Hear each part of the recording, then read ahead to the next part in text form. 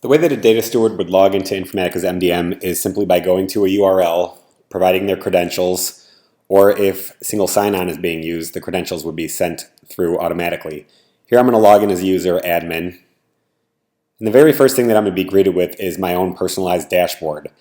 What you can see here is at the top, I'm going to have all the various tasks that are available to me. So various records that may have been sent to me for approval, either an initial creation, or maybe a task was generated for a merge or an unmerge. Any of those types of tasks will be here in my task box. Also, I have the ability to configure what I see on the right-hand side and underneath my tasks. So right now I'm just looking at my corporation's tweets, so I can see what's going on with my company.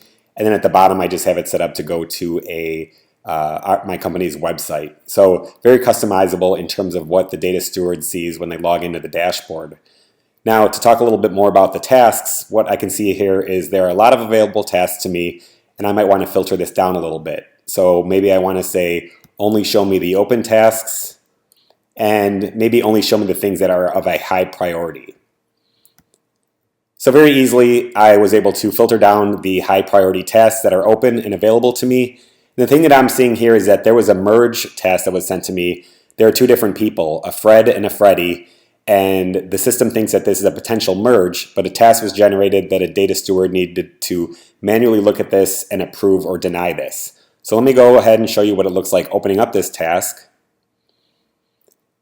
And here when I open up this task, what it's going to do is it's going to show me these two records side by side. So it's very easy for me to compare them. And I can also preview what is it going to look like if I merge these records together. So on the left-hand side, I can see the current record, Mr. Fred Healy. On the right-hand side, I can see there's a Mr. Freddie Healy from a different source system. And what this is showing me is if I do merge these records together, what is that ultimate golden record going to look like? Now, what I can see here is that the way that the system was configured, it is saying that we choose to trust this first name from this source system a little bit more than that one. So if I go ahead and trust what the system said, when this record merges, it's going to become Freddie. Now, if I want to see the details of why it chose Freddie instead of Fred, I can just click on these buttons. And what I can do is I can see the score here that says, from the one source system, this is something that came back in 2015. That's an old record that came in as Fred. This is a more current record that came in as Freddie, and maybe that's why we are getting a better score. But I, as a data steward, also sometimes know that, you know what, he likes to be called Frederick. I can go ahead and override that and very easily just go ahead and type in a new record, a new value, and that's going to be the most trusted system.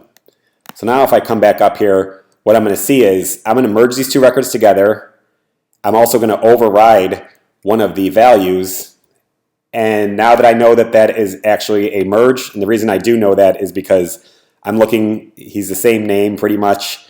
I'm looking at the date of birth, it's the same. If I wanted to look at his address information, it looks like both records had the same address. So after doing my due diligence, I'm able to determine that this is in fact a duplicate. I want to merge these records together, override some of the values, and now I can just come here and say, okay, go ahead and merge this now. And that is how a data steward would go ahead and view some of the tasks that have been generated and sent to them, and how I would go ahead and act upon those tasks. One of the most common tasks for a data steward is to be able to consume the master data and open up and view a record. Now, in order to view that record, the data steward is going to need to have the ability to quickly search for those records. So what I'm going to do is walk you through how you would search the MDM hub. Up here, I'm going to click on Queries, and the thing that's going to open up on the right-hand side here is my favorite query. So I have it set up that I'm always typically searching for people who are customers. But if I wanted to go ahead and look at other queries that are available to me, I can go ahead and say, show me all the other saved queries. And I can see, you know, am I searching for a person, an organization, a household, or maybe I want to go ahead and create a new search by myself. I have the ability as a data steward to do that. But for now, I'm just going to utilize one of the predefined searches. And you can see here with the little dial boxes at the bottom, I'm either going to do a basic search or an extended search. So a basic search is pretty much like a SQL search against a database. It's going to be utilizing exact syntax, whereas extended search is going to utilize fuzzy logic. So for instance, if I'm doing a basic search and I'm saying, show me anything with the name of James and with a wildcard, what it's going to show me is here are the two different records out there in the hub that have the first name of James. So if I was searching for James Rapp, like it's spelled out there, you can see here with the basic search, it's going to bring back this particular record. But if I am searching for Jim Rapp, Jim is a nickname for James. Jim Rapp is not going to bring back that record utilizing a basic search. Now, if you want to extend the search capabilities and say use an extended search, here's now where it's going to utilize fuzzy logic, looking for common nicknames, transpositions of words, looking for acronyms and things of that nature. So when I search for Jim Rapp here with an extended search, what you can see is it brings back the James Rapp record, and I have a match score here of 97. And if there were multiple records out there, it would bring back all of the resulting records, and it would order them based on the match score. So if I'm typing in Jim Rapp, that's going to give me a score of 97. If I had misspelled the record with a W, Jim Rapp, now I can see that match score would have come down to a 91. But basically the extended search allows me to not have to worry about exact spelling, nicknames, transpositions of words, and it really makes it easy for a data steward to be able to search for and find the record they're looking for. The one other way that you can search through the repository is also, you'll always see at the top of the interface here a global search button.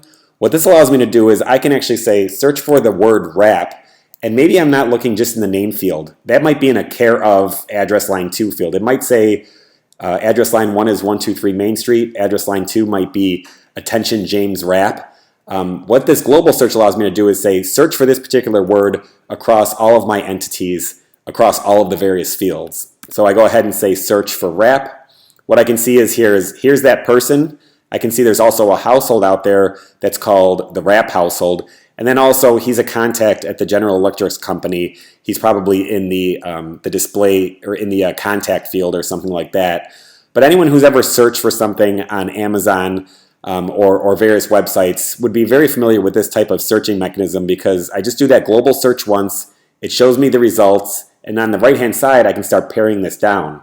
So pretty much now I can say, you know what, I'm only searching for people. So go ahead and click that and apply that filter. And I'm only searching for people that are in the state of Illinois. So maybe I come down here to the state and put in another filter. But very easily a data steward can go ahead and search the entire repository from the global search button up here.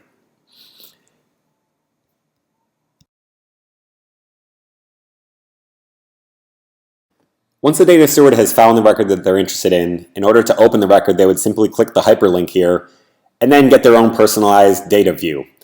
Now, this entity view that I'm looking at is something that can be customized per data steward role. So I might log in as the role of a data manager, and I might have access to all of the information like the name, the phone number, the email, the address information, or I might log in as the role of a data steward, and maybe I have limited information available to me.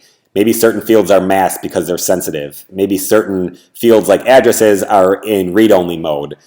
This entity view is something that's very easy to customize and tailor to various roles.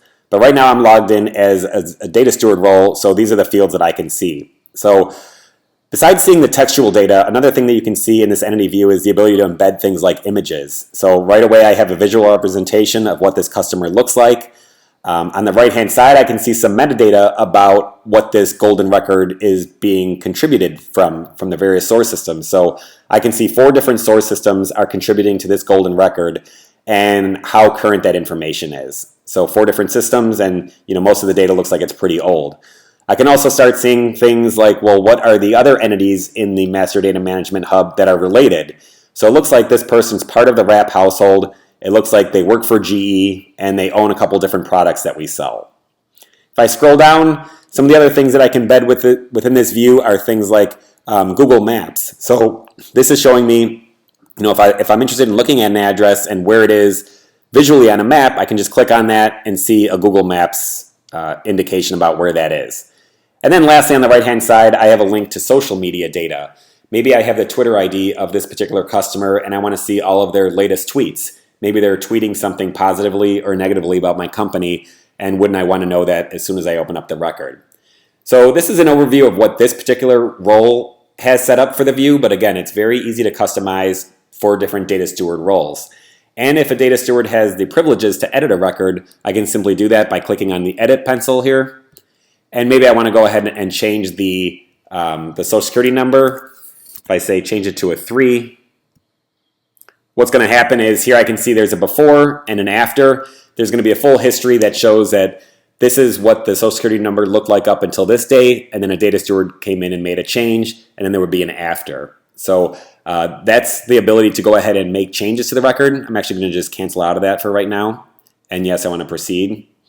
But editing the records there, you're going to have cleanse functions that are available so that if I type in a Social Security number and I try to put in a 7-digit number, we might say have a system cleanse function that says it has to be a 9-digit numerical Social Security number.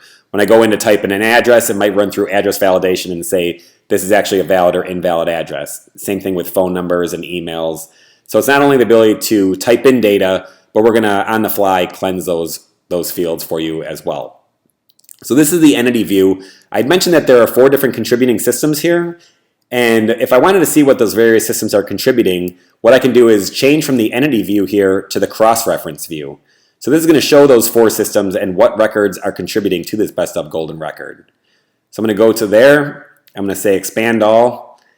And what I can see here now when I scroll down is the billing record gave me a James rap. The web rec system gave me a Mr. Jim rap. The admin system maybe gave me something completely different. But what I have here now is full lineage to be able to go to all of my different source systems and see what was the raw data coming from those source systems, what did it look like, and then which fields were used to create that best of golden record here at the top. So that's another view, is being able to go to what's called the cross-reference view and basically see that lineage of where are these source records coming from, what did it look like there, and which particular attributes are being used from different systems to contribute to this best of golden record. So that's the cross-reference view. Another thing that I wanted to walk through was the hierarchy view. So earlier in the entity view, I talked about how it showed the related records, but if I want to see a visual representation of that, I can do that here in the hierarchy view. So this is showing me that James Rapp, again, he belongs to the Rapp household. It looks like he owns these products. And it looks like he's not the only member of that Rapp household. Let me go ahead and expand that out. It looks like Susie Rapp, potentially his wife, is also a member. And if I look and see what she owns, now I can see she owns other products. But not only am I able to see the data view for this record, I can now have a rich visualization to be able to view the relationships for this particular record. So that is the relationship view, the hierarchy view. Lastly, what I wanted to just show was if I want to see how did this record change over time, when did we find out what his address was? Maybe his phone number changed. How can I see a full view of how that record has changed over time? I can do that here from the history viewer. So when I go to the history viewer, here is going to show me, and if I open this up, all these dots here are showing when something happened. So it looks like the initial record came in here years ago, and then here somebody came in and added an address. And then the blue is showing that potentially 2 of the addresses might have merged. But at any given point in time, I could always go back and say, what did the record look like here? So view the entity details on this given date in 2013. Here he was known as Jim N. Rapp. Now, years later, if I look at the details, this is when we found out, his name is actually James N. Rapp II.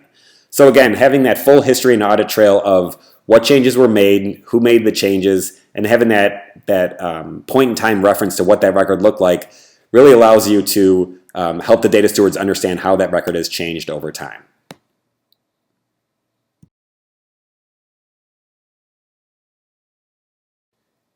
Another very common task for a data steward is having the ability to author a new record in the hub. So what I'm going to walk you through is what it looks like to create a new record.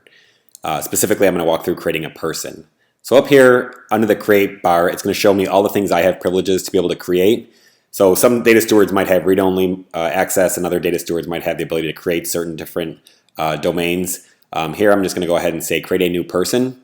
And what you're going to see here is a skeleton of all of the various attributes that I should fill out for the completion of this. Now, certain fields might be optional, certain fields you can set up to be mandatory. If there was a mandatory field, there will be a visual representation by a little red bar that shows that that field is mandatory. And then certain fields are going to be free-form text, and other fields are going to have drop-down lists for records that only have certain valid values, so based on reference data.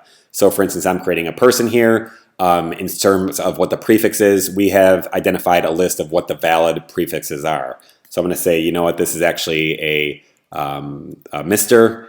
And that's the first thing that I wanted to do, was just say that the prefix is Mr. Now, if I want to come in here and start typing a display name, maybe I just know so far that this person's name is James, and I just wanted to show that when I tab off this field, after I type in the name James, on the right-hand side here, it's going to say, hey, there are 3 records out here that look kind of like what you're typing in so far.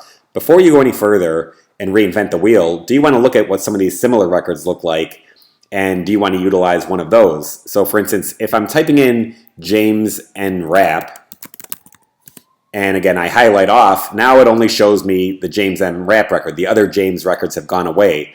But since this is a similar record, what I can do is I can click on this information, and it'll show me whatever details I have available to me to help me identify, is this the person that I'm trying to create? So I'm looking at this person. It looks like his birth date is 1972. The person I'm trying to create is actually somebody who has a birthday in 2000. So this is probably James Rapp III. So, you know, if this was the record I wanted to utilize, I could say use this record, but I do know that this is a new record that I'm trying to generate. But again, just that visual representation that there's a record out there in the hub that already exists that looks like what you're trying to do could really save Data Steward a lot of time. But I'm going to go ahead and continue on with this record. I'm just going to say his first name is James, and his last name is Rapp, and his gender is he's a male. So that's entering some of the information up here at the top. If I want to go down here at the bottom and add some information like address or his telephone, I can go ahead and do that. And like I mentioned earlier when I was editing record, these things can have cleanse functions behind them that will automatically parse, standardize, cleanse, and validate this information. So for instance here, I'm going to go ahead and say this is a business phone number, and his phone number is 312-286-6896. And if I had the validation rules set up for this, when I click apply, it would go ahead and come back and say this is a valid phone number or no, it's not. Same thing with addresses. If I typed in an address, it would validate it, standardize it, and parse it. But I'm not going to go through and enter all the information within here, but this gives you a brief overview of what it's going to look like to go ahead and create a record. Now, when I click save here, based on my privileges, this might be authored as a new golden record, or I might be forced down a path where this is, when I click on save, is setting off a task for a manager, and the manager is going to have to go through and actually go ahead and approve that. That's a process that you can determine how you want to set up with your data stewards, but it's very easy to configure it so that certain data stewards go in, create a record. When they click save, it's good to go. Other records from other data stewards are going to have to go through a 1 or a 2-step approval. But that's a brief summary of how a data steward is going to go through and create new master data.